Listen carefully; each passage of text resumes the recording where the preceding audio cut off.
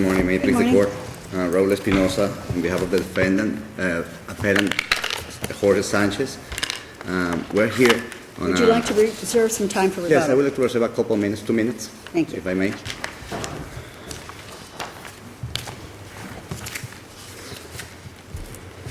Okay. The nature of this case is a foreclosure action where that was decided by a summary judgment being granted by the trial court. In this case, there are several issues that the trial court overlooked when it ruled the motion for summary judgment. First, the defendant, and the appellant in this case, filed an answer on affirmative defenses where it clearly stated that it denied the fact that the loan was in default. It denied the amounts of the loan that was being disputed by the plaintiff back then, and also that the appellant tried to tender payment in a timely fashion. Well, does this third affirmative defense, and first of all, procedurally, in terms of the answer, you agree the answer is not sworn to, and the affidavit that subsequently submitted does not reference this alleged tender payment, correct? That's true, Your Honor. So the only thing that we're looking at is the unsworn, a third affirmative defense that is very brief. Would you address whether or not that does exactly, whether it properly pleads a tender of payment defense? It Yes. says, plaintiff's claims are barred by the doctrines of estoppel, waiver, and laches. To be sure, despite defendant's attempt to timely satisfy the at-issue payments, plaintiff refused to accept same. Is that sufficient to plead a tender of payment defense? I believe so, Your Honor. And the reason I believe so is because what the law and the precedent require is that a pleading states, in a specific, an affirmative defense states just the ultimate facts to describe what is exactly the affirmative defense that is argued. So the plaintiff, in this case, has an opportunity to see what is exactly what the defendant... But couldn't someone attempt to satisfy the amount owing in a way other than to tender full payment? Well, I mean, for example, let's negotiate this out, give me more time to pay. Couldn't there be many other ways to satisfy the at-issue payments, which is what it says here, as opposed to tendering full payment? Yes, Your Honor, that's true. But in this case, when you read affirmative defense number 3, it clearly states that the defendant, or the appellant in this case, tried to timely pay the amounts that were due. That's not what it says. Not what it says. It doesn't even say that much. It's just conclusory. There are no facts. It doesn't say when he attempted to satisfy, how he attempted to satisfy, where, to whom, whether it was satisfaction by a tender of payments, what the dates were, whether that complied with the contract. Nothing. It just says attempted to timely satisfy the at-issue payments. That's conclusory. How can that withstand a summary judgment motion? Well, Your Honor, I believe that if you read at the complaint per se and you read at the motion at the affirmative defense that is being argued, you can determine just by inference. But you can say there is no other inference in this case. This is a summary judgment, right? Yes, this is a summary judgment. You can say that there is no other inference you can actually conclude after reading this affirmative defense. When you say timely, that means that was made before But acceleration. timely satisfy at-issue payments Yes. could be a number of different ways in which you satisfy. The defense of tendering payment is very specific. When you tender payment, you're saying, I attempted to pay everything that was owed in a timely way, and I say timely here is fine, but that's not what it says here. Yes, Your Honor. Timely satisfy and timely tendering payment are two very different things, in my view. Your Honor, you are right, and it may have different interpretations, but... And it could have been explained in the subsequent affidavit that was filed to defeat the motion for summary judgment, but that issue is completely ignored in the affidavit, which kind of sends up a red flag, don't you think? That there's nothing in this affidavit that says on such and such a day, I attempted to pay X amount, they refused it, here's a document to prove it, something. But it's silent in the affidavit as to that defense. It may look like a red flag, however, and one of the reasons... More like a white flag, actually. One of the reasons the defendant was not in any kind of duty to come forward to evidence to show exactly that he actually tendered the payment is because the plaintiff ignored completely the affirmative defense. The plaintiff just came forward with a boilerplate motion for summary judgment stating that all the affirmative defenses are just insufficient as a matter of law, and no evidence was actually forthcoming from the defendant showing that what was actually the evidence supporting this affirmative defense. And the case law in this state is very clear as to that point. And if I may, I can actually recite a sentence of a case by the Supreme Court of Florida this is in Hall v. Talcott. And if I may, as of the Florida Supreme Court and other appellate courts have repeatedly held, the burden of proving the absence of genuine issues of material facts is upon the moving party, and until it is determined that the movement has successfully met its burden, the opposing party is under no obligation to show. What burden did they have at this point if it's not sufficiently pled to even raise a tender of payment defense? What would they have to Your then Honor, present? Well, the issue that is presented here is whether or not this affirmative defense is sufficient.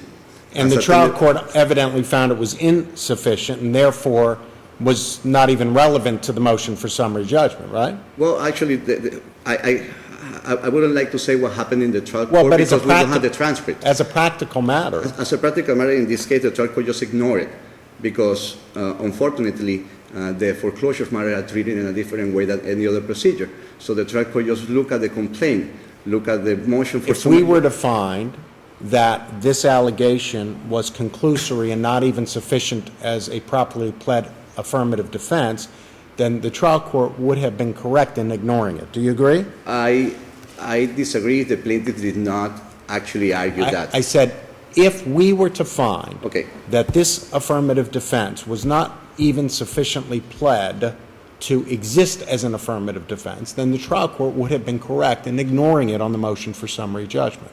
It right? may erase, but it And wasn't. so your argument is that it is in fact sufficiently pled I believe sufficiently pled. and wasn't sufficiently addressed by the motion of the affidavits. I in don't believe it support. was sufficient. I believe there was a lack of argument against to try to negate or disprove this affirmative defense. As a matter of fact, it tries to shift the burden of proof to the defendant, requesting that the defendant didn't come forward with any kind of evidence at the time that they provided with this. And as a matter of fact, the defendant is not obligated to provide any kind of evidence in support of any affirmative defense unless the plaintiff comes forward and tries to disprove it, at least negate it. Of course, we don't have a transcript of the hearing, do we? Yeah. So for all we know, they in fact made this exact argument to the judge below. Judge, they didn't even plead it properly as an affirmative defense. You shouldn't consider it as relevant to the motion for summary judgment.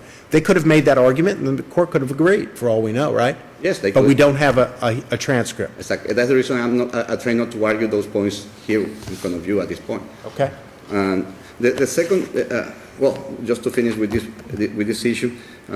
Just briefly, and then go to your secondary issue. Let me go to the if you second want. point. The second is that in the affidavit in opposition to the summary judgment, the defendant tried to argue that the amounts that were computed in the complaint were inaccurate, only based on the fact that the plaintiff failed to actually compute the interest rate that were supposed to be done according to the terms of the loan. We're talking about a loan that was on the interest rate was supposed to change in a monthly basis with a payment be assessed in a yearly basis. So one of those subprime loans that was back then in the 2000, in the beginning of 2000. And the plaintiff in this affirmative defense, in this opposition, in this affidavit, stated that the plaintiff failed to actually compute those amounts properly. But And counsel, credit- when you, in the affidavit clearly says that in Yes. one sentence. But the affidavit is very conclusory in that regard, and That's it doesn't true. include any numbers. That's the real, and the reason is So, by the way, we see a lot of these, and a lot of times they don't put in affidavits. I think your client was well served by you putting in an affidavit, but if you're going to put in an affidavit, I think it's very important that you put in detail and numbers. yes. You know, the bank comes forward and says, this is the amount of principal and interest owed. I think it's up to, at that point, it's up to the borrower to say, that's not accurate. They're saying it's 100,000, it's really only 50,000 because of why. My one concern with your affidavit is there's no statement of, is it 1 penny short? Did they overcharge by 1 penny? Did they overcharge? Well, what did they overcharge? Well, and there's just a complete void in terms of that, and it's just a very conclusory. It's not in the record, and I'm just going to make an hypothesis here.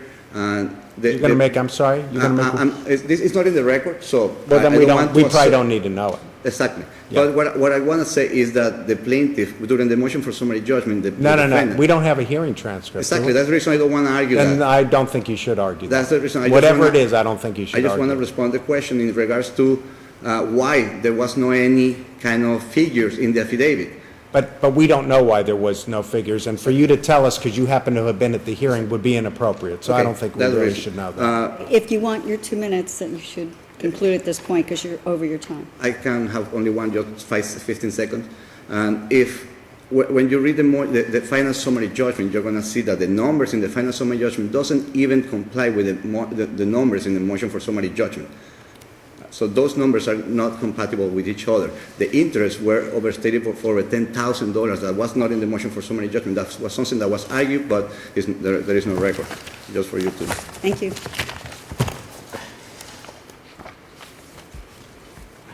Good morning, Your Honors. May it please the Court. My name is Valerie Haber. I'm with the law firm of Gray Robinson on behalf of the appellee, Bankunited. I think Your Honors have a good grasp on this case based on what the appellant just argued. The undisputed facts here before the trial court showed the non-existence of any genuine issue of material fact. There is simply no evidence in this case as to the ultimate facts. There were no ultimate facts here to contradict Bankunited's case. As to the tender of payment defense, a valid tender of payment defense contemplates, number one, that there was a tender in the first place, that possession of that payment actually transferred hands from the borrower to the lender. It also contemplates that the timing of that payment was after default but prior to acceleration. It also contemplates that that payment was a tender of the full amount due and owing.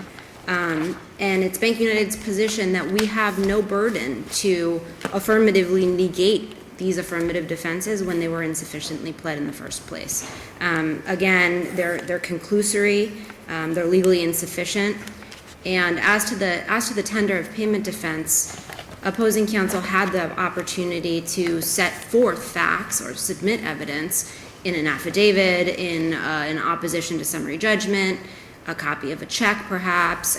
There were a plethora of ways in which the appellant could have shown some sort of genuine issue of material fact here, but it's simply not there. And as to the amount of indebtedness, the first time this is raised is in their affidavit, in paragraph 11 of their affidavit, in a very conclusory manner, which basically states that the variable interest rate wasn't calculated properly. The express terms of the note itself state that this interest rate is to be calculated on a yearly basis. It's to change on the change date on a yearly basis, and that interest rate is a 12-month average. That 12-month average is taken as of the 12-month index average 15 days prior to the change date. It's very plainly on the face of a note a yearly interest rate, and the change is to be yearly. So it's our position that it's not this court's burden to sift through the record to try to find some genuine issue of material fact that's simply not there. This is not a genuine issue of material fact situation. This is perhaps a paper issue. Things were insufficiently pled on the appellant's side, but there's just no facts there that would merit reversing summary judgment in this case. Thank you. Thank you.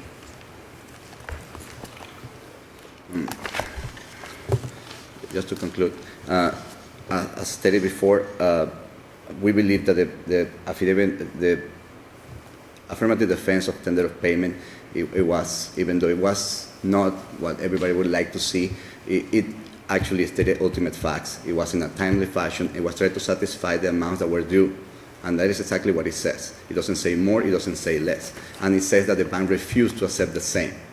Mr. Sanchez didn't have any obligation whatsoever back when motion for summary judgment was being here, to bring with any competent evidence to show or to try to prove his assertion in the affirmative defense, because plaintiffs failed completely to address the issue of whether or not tender of payment was ever made, or they don't have any record whatsoever that tender of payment was made.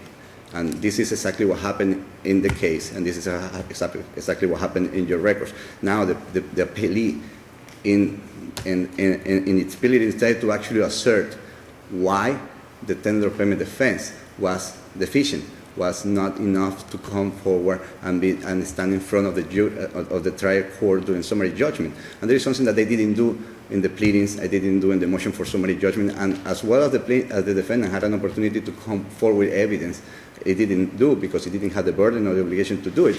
The plaintiff did have, in fact, the burden to come forward and show why the affirmative defense itself was deficient, and it didn't do it. Thank you. Thank you very